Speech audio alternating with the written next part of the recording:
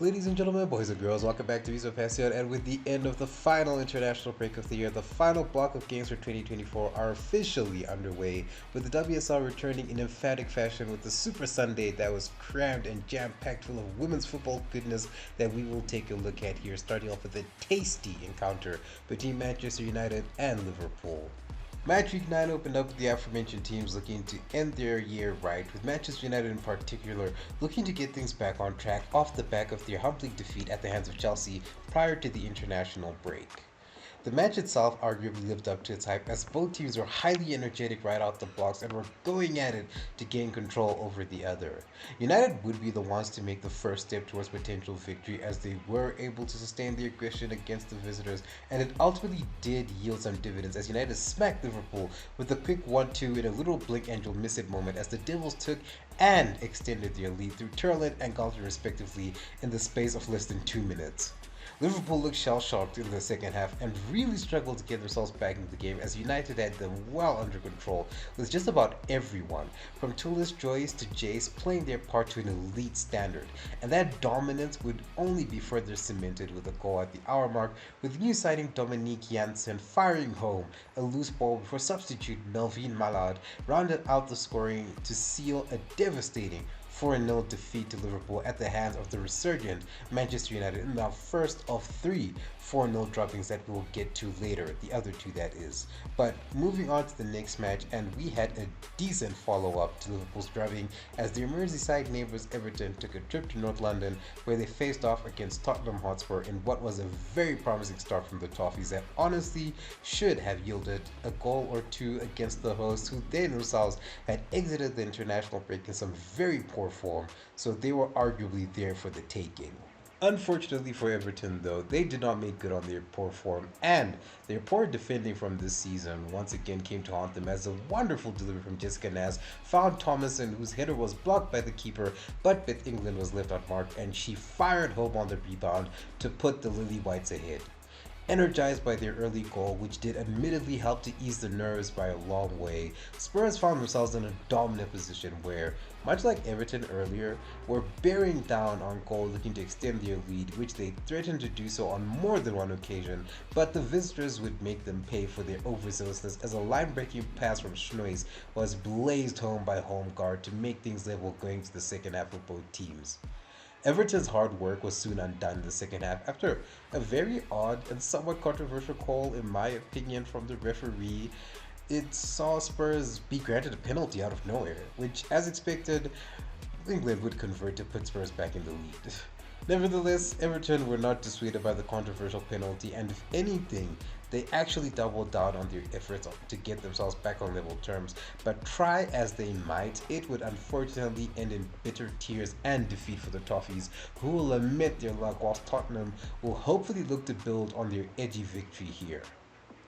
We stay in London for a London derby, funny enough, which saw West Ham welcoming fellow lower half side Crystal Palace in what was admittedly an unexpected banger of a game, with Crystal Palace themselves repeating the early goal trick that they'd mastered before the international break, with Mila Guile opening the scoring in just about 5 minutes to put the visitors ahead before Paige Riley's shot was cleverly disguised into the net just 6 minutes after the initial goal to double the lead for the Eagles. West Ham would soon get themselves in on the goal-scoring escapades as regular goal-scoring threat Asei would fire a warning shot before Pubo dished up an opportunity for the former that she bundled into the back of the net to pull one back for the Hammers. Despite the shot concession, Palace quickly rallied themselves back and could have added a third, but Blanchard's chipped effort was just over the net to keep the deficit at 1 goal. The visitors would soon come to regret this as Pupil again would find herself on the attack against the run of play, and this time chose to be a little bit selfish, which proved to be the right choice as she slotted home to bring West Ham on level terms with Crystal Palace. Colombian star Manuela Papi would be the one to complete the comeback and give West Ham the lead as she capitalized on some apparently confusion, I guess, from both the Palace players as well as her own team at Acai to make it 3-2 to West Ham going into the second half. The hosts would maintain their dominance going into the second half as they sought to solidify their lead and avoid another upset loss like they had recently suffered at Brighton, whereas Palace just looked completely devoid and out of ideas. They were just completely deflated at this point. The Eagles, they were just desperate to hear the full-time whistle, and whilst it did eventually come, it would not be without the Hammers finding their much-needed insurance goal courtesy of Osol Denton, who was virtually given free rein by the opposition to run the distance and fire home to guarantee the 3 points for West Ham before captain Katrina Gorey rounded out the scoring to cap the 7-goal thriller that saw West Ham walk away the glorious victors. Still in London, and this time it would be the home of the current WSL champions we visited as Chelsea welcomed Brighton in a top 4 clash. As you'd expect, Chelsea dominated the early proceedings and came close to opening the scoring on more than one occasion, but Brighton did well to weather the early warnings and even flustered the host on occasion, but ultimately could not resist as Chelsea had the rub of the green on their side, as despite a good attempt in keeping them out, an attempted clearance found its way to Shurka Nushkin, who made no mistake, and soon the Blues found themselves in the lead.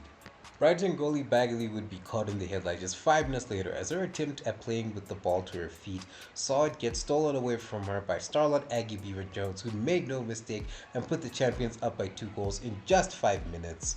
Luckily for her though, teammate Jelena Sankovic, I hope I pronounced that correctly, would come to the rescue as some great awareness from Paris found the former, who curled in home to draw one back for Brighton going into the second half. The second half itself maintained the same hostilities, and arguably for the first time this season, Chelsea did not look as assertive as they had looked in prior games up until this point, and that was despite scoring early in the second half thanks to Cannerid. Much like before, Brighton would draw one back yet again, with Kiko Seike being the beneficiary of some really shoddy defending at the back from Chelsea. Despite their superiority, Chelsea honestly struggled to really keep Brighton at bay, and time and again, it looked like the Seagulls would do damage to Chelsea. But once again, the rub of the green was with the Blues, who would eventually put the game to bed courtesy of Nushkin again, who hit it home from a very tight angle from a corner set play to give the league leaders the victory to still maintain their perfect start despite Brighton arguably coming closest to upsetting that status quo. Our final 2 matches of the weekend are for all intents and purposes dead rubber matches, and just looking at them on paper, it was way too easy to predict who was going to come out on top.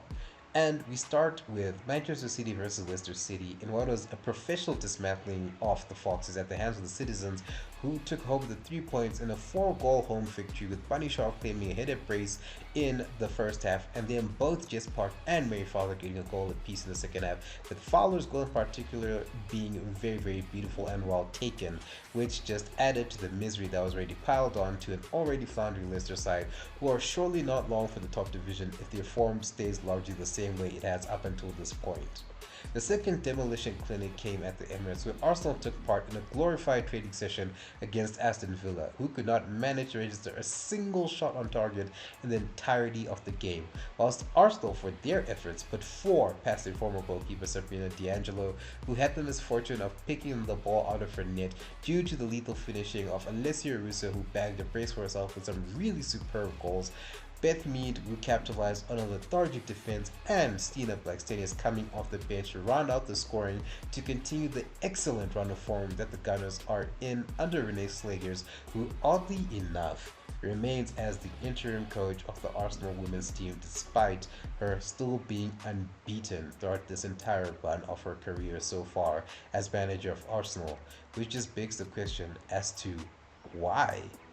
But anyways, putting that question aside for now, Game Week 9 of the WSL is now wrapped up, and here are the current standings with all teams now having played the same amount of games. Chelsea are deservingly at the top of the pile with maximum points and arguably no signs of slowing down anytime soon, and they're closely followed by Manchester City, who are just 5 points behind, whilst third placed Arsenal are way out alongside Manchester United with 18 points each.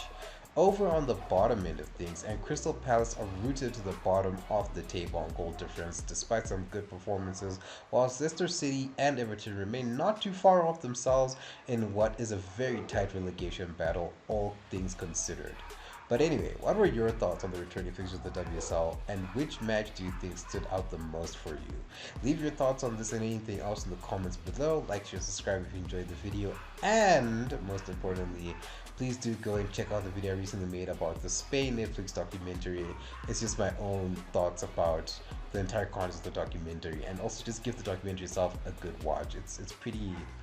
good and somewhat informative, so I would recommend that you also do go and watch it. The algorithm gods refuse to send it out into the recommended tabs of many people, but I will be damned if more eyes and ears don't come across it without me at least trying and doing my part. But other than that, thank you very much for watching, and I will see you in the next one.